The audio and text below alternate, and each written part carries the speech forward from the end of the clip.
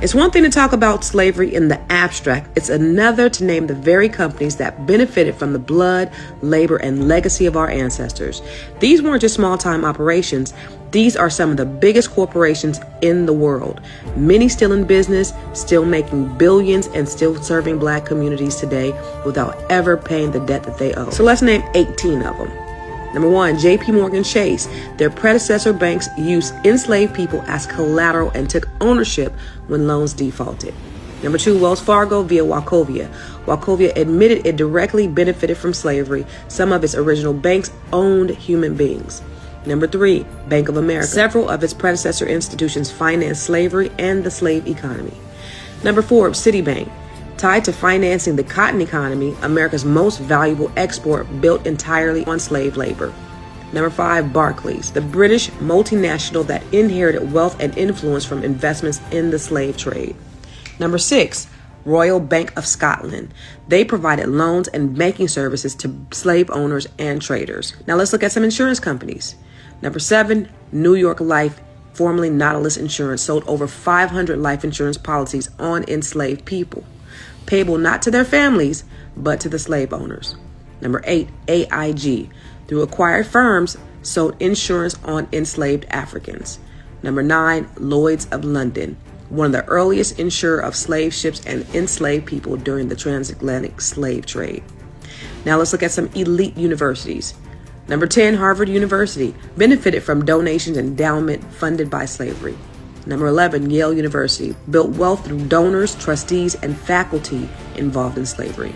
Number 12, Princeton University, educated the sons of wealthy Southern slaveholders and supported slavery ideologically. Number 13, Georgetown University, sold 272 enslaved people in 1838 to pay off debt and recently began effort towards reparation.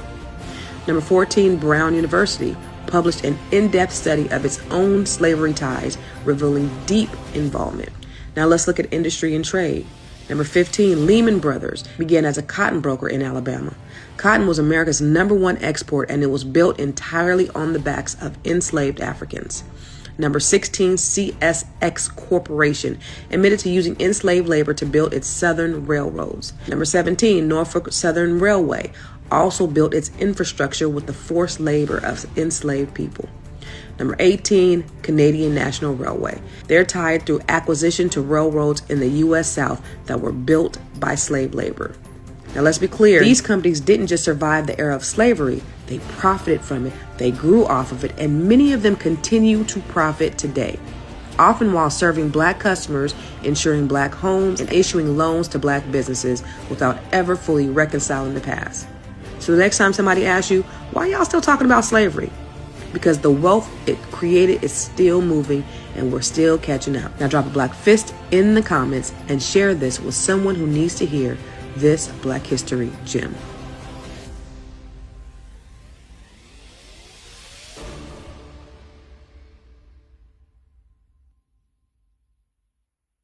When slavery ended, Washington, D.C., the federal government paid reparations to the slave owners for making them get rid of their property. But they didn't pay reparations to the enslaved people. You know, that 40 acres and a mule, that never happened. Yes, it was passed, but benefited virtually no one. So now today, fast forward, and we're going to pay $1.8 billion, or even consider paying $1.8 billion in reparations to the people who sacked the Capitol building. But while the greatest debt in history remains unpaid. And we sit there and say, well, they don't need DEI. Yeah. We've leveled the playing field. How the fuck did you level the playing field?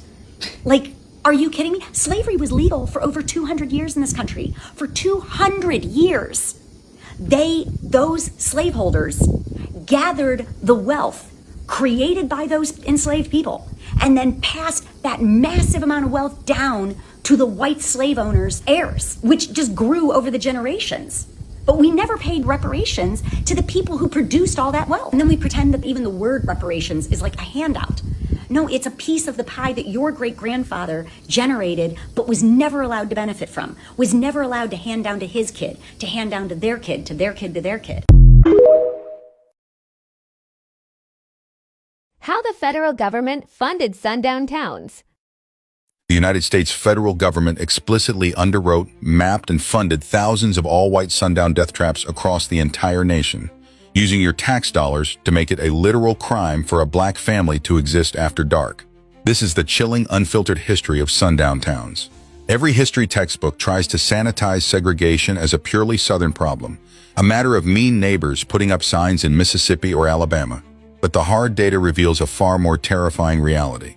We are talking about thousands of towns across Illinois, Indiana, California, and Oregon that established ironclad policies. If you were black, you had to be outside the city limits before sunset, or you faced immediate arrest, brutal beatings, or public lynching. But this wasn't just local mob hatred. This was official federal policy. During the 1930s and 40s, a federal agency called the Homeowners Loan Corporation drew massive color-coded maps of American cities. Wherever black people lived, they drew a red line around it, labeled it hazardous, and completely choked out all investment capital. That is the origin of redlining. Then, the Federal Housing Administration stepped in to build the white suburbs. The FHA didn't just suggest segregation. Their official underwriting manuals legally required developers to insert restrictive racial covenants into property deeds. They explicitly demanded a guarantee that these homes would never be sold to black buyers. If a developer wanted those cheap, federally insured loans, they had to lock black families out.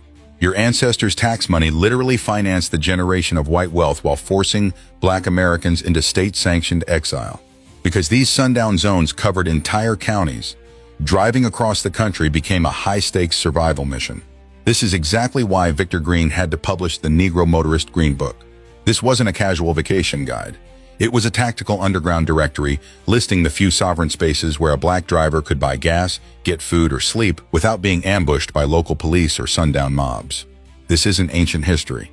Our parents and grandparents had to structurally map their routes around state-sponsored hate just to stay alive on American highways. I want to hear from you down in the comments right now. Why does the education system continue to blame individual prejudice for segregation, while completely hiding the federal blueprints that legally and financially constructed these white strongholds? Did you know the true national scale of sundown towns before today? Comment yes or no. Hit that follow button right now to expose the blueprint. Share this video to break the silence, and stay locked into Black History Unfiltered. Because after the Civil War, Abraham Lincoln, a Melungeon, another Moor, okay, he created something called the 13th Amendment. And that 13th Amendment was done to put us back in power. That's why they bodied him. You understand what I'm saying? That's why they put him on a copper penny. You see what I'm saying? And facing the other way, from the other pennies, from the other coins when you line them up. Because he was going back to the original, which is us. His vice president's name was Hannibal. And this dude was darker than me in real life. You know what I'm saying? But long story short, he created the 13th Amendment that had 20 sections. These people, after they popped him in the head, they hid it. They hid it for about 100 years. Right? They act like he ain't signed it. Why? Because the Emancipation Proclamation had 3 points. The first point was emancipate, which means to transfer ownership, not to free. Egypt ain't in Africa. This dog is the Xoloitzcuintli Quintili. The Xoloitzcuintli Quintili is not from Africa. Y'all arguing with me, what did your ancestors say? The Egyptians said that life started in America. The Greeks said that life started in America. The Bible even said that life started in America, but you're arguing with me because you want to believe your oppressor. What's wrong with you? No wonder you can't get free. And this is exactly why the system is winning. Because you can't think for yourself, because slavery used Christianity to cause you to not think for yourself. That's what it did. Believe. You remember that? Believe. They want you to believe. Believe in them, right? Because that's your God. That's exactly what they showed you. God is them. Jesus is them. Everything is them. And you ain't nothing. Remember, that's what they told you in them churches. Let's stop being a little slow, right? It's time to speed it up, right? It's time to think for ourselves. It's time to go back to what our ancestors told us. What if they leave? You don't even know and you arguing with me? Family, they not stopping us. They really think that they gonna come on these videos of ours, and they think they gonna jump in them comments and talk crazy. Get them. We all getting them. I'm down there with y'all too. We not playing this no more. What we said will be known again. We gonna make sure it, and I'm gonna keep pushing. We gonna keep pushing. We got this, family. Peace and love.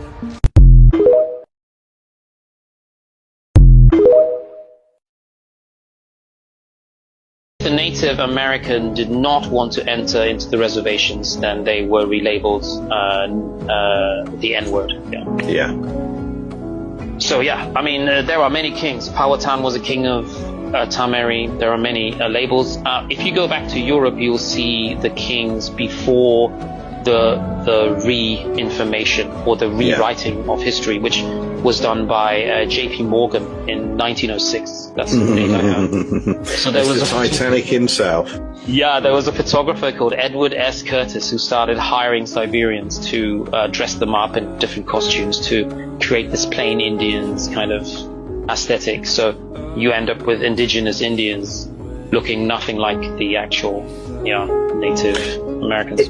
Do you know if there are any images out there of the true Native or the original, what we would call Native Americans? Yes. Americans came from Africa. Ships, chains, the transatlantic slave trade starting in the 1600s. That's the story in every textbook, every documentary, every history class. But what if I told you there are documents written by European explorers that tell a different story? Records from the 1500s describing dark-skinned native tribes already living in North America. Maps showing these populations before a single slave ship arrived. Journals that don't match what we were taught. What if the history we learned was rewritten to hide something? But European explorers kept journals. They drew maps. They wrote letters back home describing what they saw. And some of these documents describe something that doesn't fit the narrative. In the 1500s, Spanish explorers traveling through what is now the southeastern United States wrote about meeting tribes of people with dark skin who were already living there. Not Africans who had been brought over. Not recent arrivals. Native peoples who had been there for generations. Giovanni da Verrazzano sailed along the Atlantic coast in 1524. He described meeting native people who looked different from each other. Some had lighter skin. Others had darker skin. He wasn't writing about slaves. He was writing about indigenous populations. Hernando de Soto's expedition through the southeast in the 1540s documented similar encounters.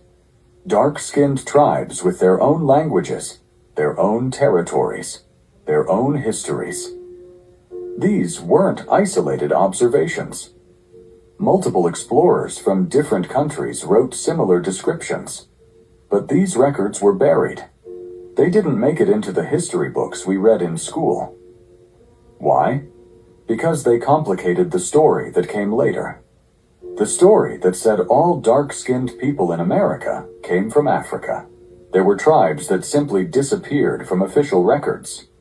The Melungeons of Appalachia claimed they had always been there, that they were native to these mountains. Earliest messiahs, gods and goddesses from Christ, Buddha and Krishna on all continents were black and woolly-haired. The original image and likeness of Buddha had prominent Africoid features, depicted with black skin, thick lips, wide nose and tight coily hair.